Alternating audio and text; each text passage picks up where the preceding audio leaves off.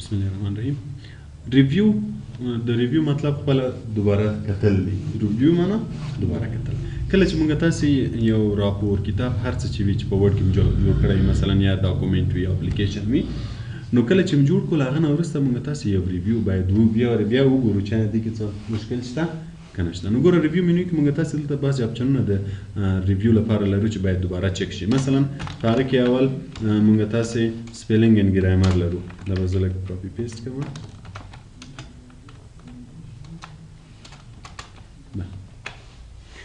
اول پکې سپیلینګ اند ګرامر لرو. موږ اول ورځ هم ویلې و چې کله موږ یو لغات یا جمله لیکو نو امکان لري چې دوه قسم لاینونه لاندې راشي، یو سور لاین او یو شین لاین. سور لاین موږ تاسو د سپیلینګ لپاره ویلې و چې کله سپیلینګ غلط وي او شین لاین ده ګرامري غلطي لپاره. نو بیا به موږ راسن رائټ کلیک وکړو نو موږ ته بدل تکول. اوس ګورئ د ګرامري غلطي مطلب دا د چې دلته دوه سپیس دي. که زه رائټ کلیک کوم نو دای به راته وکړي چې باید یو سپیس وي. نو چې کلیک کوم هغه مشکل به حل شي کنه. نو ګورئ دلته به دا شي نو زه سور علامه ده. نو موږ تاسو دا اول ورځ ویلې و خو دلته ګورئ ریویو منیو کې بیا موږ تاسو سپیلینګ اند ګرامر لرو. لدې ځای نه هم موږ تاسو کوای شو. اوس ګورئ چې دا کلیک دا یې له شروع نه راکوي چې ګورئ اول غلطي پدې کې سپیلینګ غلط ده. دلته تاسو ته لکه موږ چې رائټ کلیک په وهو دلته سجیشن راکوي چې امکان لري دا لغت دغه شی وي دا نه اشتباه نوشته شوی وي کنه. نو بیا چې په هر یو کلیک هم هغه یو براته ګوره هم دغه شیان بیرته دلته مراته کوي چې امکان لري دا لغت دغه شی وي دا نه اشتباه نوشته شوی وي. خو موږ تاسو هغه ورځ اول ورځ هم ویل چې نمونه چې کله لیکو چې نمونه په ډکشنری کې نشته او هر لغت چې موږ په ورډ کې لیکو د خپل ډکشنری سره ګوري. پروګرام ځان سره ډکشنری لري د ټول انګلیسي لغاتونو پکې شته. نو کله چې موږ نمونه لیکو چې نمونه په ډکشنری کې نه وي په دې خاطر د اعلان د سور لغت هغه لاین ورکوي. هر لغت چې موږ تاسو لیکو چې کله د په ډکشنری کې نه وي لاندې سور لاین راځي. نو کچیرته موږ تاسو انګلیسي لغاتونه غلط ولیکو چې هغه ډکشنری سره ماچ نه کوي نو لاندې سور لاین راځي او نمونه فرق نه کوي. نو اوس ګوره د موږ ته مشوره راکړې ده چې امکان لري دا شی وي. نو که ته غواړې چې دا په دې بدل کې نو بیا به چینج کلیک کوو. نو دا بریا په ځای به دا BARA ولیکل شي.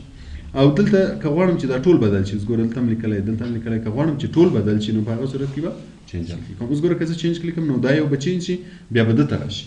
چې دا هم غواړي چې چینج کړي کنه ځکه چې له دې نه وروسته بیا دا سپیلینګ غلطي ده بیا دا سپیلینګ غلطي ده. نو که زه دا هم چینج کوم چینج که غواړم چې دا ټول په یو واري چینج کوم بیا چینج نو دا لغاتونه به ټول ګوره د جملې به ټول ځای شي. بیا اوس ګوره هغه ته راغی ګرامر ته راغی چې ګوره باید داسې شی وي د دې ترمنځ د فاصله باید کمه شي که چینج کوم هغه به چینج شي. بیا ګوره دا نو داسې سټپ بای سټپ ټول درته که چېرې سپیلینګ غلطیانې وي سپیلینګ غلطیانې درته وښیي که ګرامر غلطیانې وي ګرامر. نو که دې یو چینجوه دا که دې ټول بدلول چینجوه او که دې په همدې حالت پرېښوه نو بیا ایګنور. نو ګوره هغه سور لاین به ختم شي لغت به په هماغه حالت پاتې شي. خو که چېرته دا سور لاین وي هم فرق نه کوي ځکه چې موږ تاسې پرنټوو دا ورسره پرنټېږي نه. په دې لپاره چې دلته درته معلوم نه شي چې موږ تاسې ذهن واړوي چې آیا دلته هم سپیلینګ غلط ده که نه نو په هغه صورت کې موږ کولی شو چې ایګنور یې کوو. ایګنور مطلب همدې حالت یې پرېږده. ایګنور آل ټول په همدې حالت پرېږده. بیا موږ تاسې دلته اډ هم لرو که غواړئ چې همدغه لغات په ډکشنري کې اډ شي چې که بله وارې موږ اشتباه لیکو بیا یې لیکو لاندې به یې سور لاین هم نه راځي او که همدا شی اشتباه لیکو دی به موږ ته مشوره هم راکوي. نو اوس ګوره زه هم چې دا په ډکشنري کې در سره اډ کړه نو چې څنګه دا ډکشنري کې اډ شي ګوره چې لاندې څومره لیکلی وو د ټولو سور لاین ختم شو. که بیا زه آینده کې دا بریا اشتباه ولیکم اوس مثلا زه داسې ولیکم نو امکان لري چې زه دلته کلیک ورباندې کېږدم دی به ګوره هغه ډکشنري کې موږ تاسې بریا اول لرو که نه دی به د هغه سره راته کوي چې امکان لري دا شی ستا په کار وي. نو که بیا زه بدلوم له ځای نه بدلولی شم. دې ته سپیلینګ اند ګرامر وایي چې کله موږ تاسې یو ډاکومنټ یا اپلیکیشن جوړوو د ریویو لپاره چې بیا یې وګورو چې آیا موږ تاسې سپیلینګ یا ګرامر غلطیانې کړي وي هغه اصلاح کړو نو موږ تاسې به سپیلینګ اند ګرامر. بل ټریژر دا هغه ډکشنري ده کوم چې مایکروسافټ ورډ ځان سره لري چې موږ هر لغات لیکو دا یې د هغه سره ګوري. نو کېدای شي موږ د ډکشنري استفاده هم وکړو چې کله موږ تاسې یو لغات کلیکوو نو دلته به دی راته په ټریژر کې اوس مثلا زه دا کلیک کوم یا اول چې انسټیټیوټ انتخاب وګوره دی دلته راته سینونیمز راوستل دلته سینونیمز وایي ورته لغاتونه. انسټیټیوټ څه معنی ارګنایزیشن یا انسټیټیوشن یا اسټابلیشمنټ کومه لغاتونه راولي دلته هم راځي. اوس ګوره که موږ تاسې رایټ کلیک وکړو سینونیمز دلته هم دغه سینونیمز او دا یو شی دی. له دې ځای نه موږ استفاده کولی شو چې کله موږ مثلا یو لغات انتخاب کړی مثلا زه ټکنالوژي انتخابوم ټریژر کلیکوم دی به ماته د ټکنالوژي په هکله ورته لغاتونه راته ښیي چې ټکنالوژي مطلب نالج سکلز ایکسپرټیز هر څه چې وي ټول به راته ښیي پوه شوې دې شي ته چې د ټریژر وایي نو دې دا رسم دلته هم چې کوای شي چې کله ورباندې رایټ کلیک وکړئ سینونیمز کلیک کړئ دلته به یې درته ښیي او د دې مخالف لغات به هم درته ښیي د ټکنالوژي مخالف لغات به هم درته ښیي یا مثلا زه یو ساده لغات ولیکم ګوډ اوس ګوره په دې رایټ کلیک وکړو سینونیمز یې وګورئ ګوډ مطلب دلته مختلف او دلته به مخالف لغات هم وي د دې لا نشته خو د بعضو مخالف لغات هم درته ښیي چې د ګوډ مطلب دې شي ته ټریژر وایي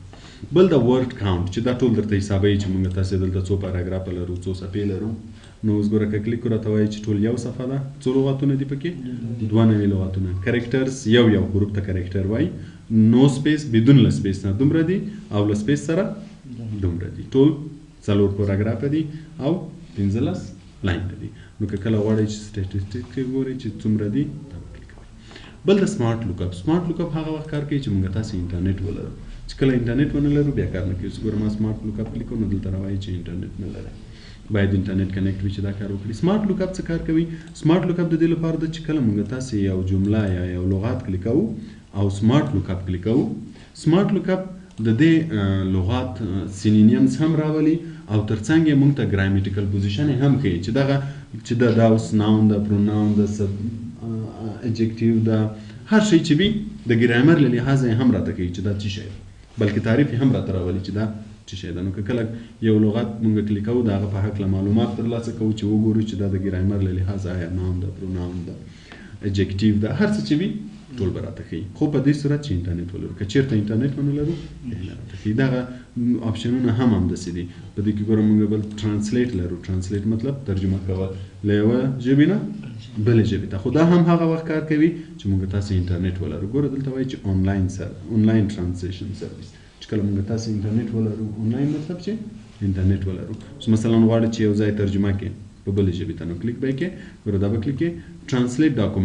ډاکومنټ مطلب ټول ډاکومنټ راته ټرانسلیټ کړه خو په هغه صورت کې چې انټرنیټ ولرو چې انټرنیټ ونه لرو بیا نه راته کېږي مثلا دلته درته وایي چې فعلا نو سرویس ته که چېرې انټرنیټ ولرو نو دلته به ژبه راځي چې له کومې ژبې نه کومې ژبې ته ټرانسلیټ کوئ نو چې بیا وکړئ کې درته ټرانسلیټ به یې کړي بدون له دې نه موږ تاسې که چېرې انټرنیټ ولرو ګوګل ټرانسلیټ هم لرو ګوګل ویب سایټ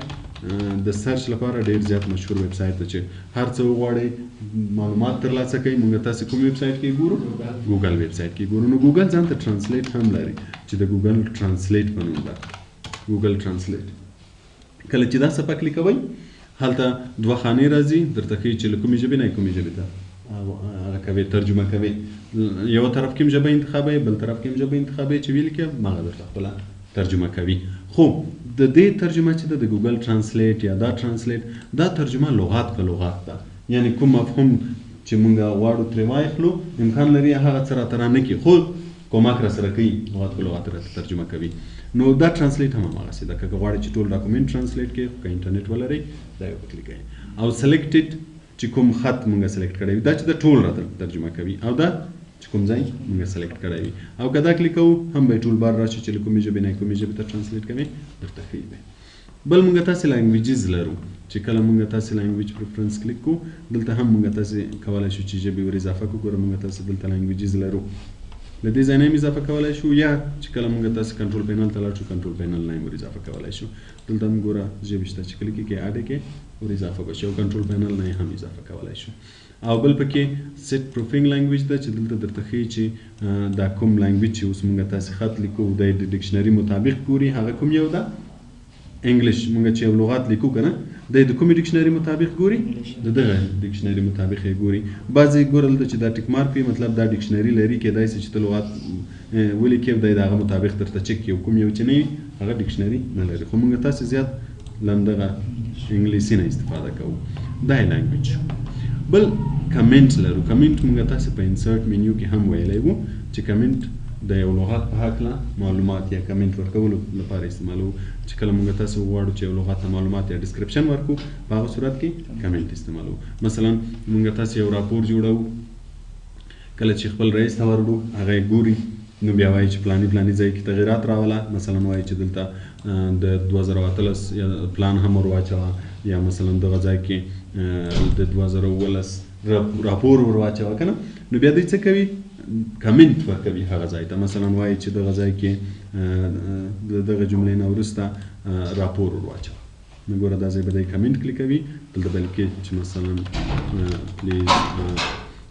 2017 report here. نو بیا چې دا فایل موږ ته بیرته ولیږي چې موږ یې ګورو، نو موږ ته به معلوم شي چې زه باید کوم ځای کې تغییرات راولم او کوم تغییرات راولم. نو کمنټ د دغه مقصد لپاره استعمالیږي. نو که غواړئ چې کوم ځای ته کمنټ ورکړئ، فقط سلیکټ یې کړئ، نیو کمنټ کلیک کړئ، کمنټ به ولیکئ. که کمنټ غواړئ چې ډیلیټ یې کړئ، د دې ځای نه ډیلیټولی شئ. کولی شئ چې ټول کمنټونه چې په ډاکومنټ کې وي ټول ډیلیټ کړئ. نیکسټ پریویس له یوه کمنټ نه بل کمنټ ته تلل، شو کمنټ ښکاره شي او کمنټ ښکاره پوه شوئ تر دې ځایه؟ مشکل خو به نه وي. سوال مشکل همدغه در سره وګورئ.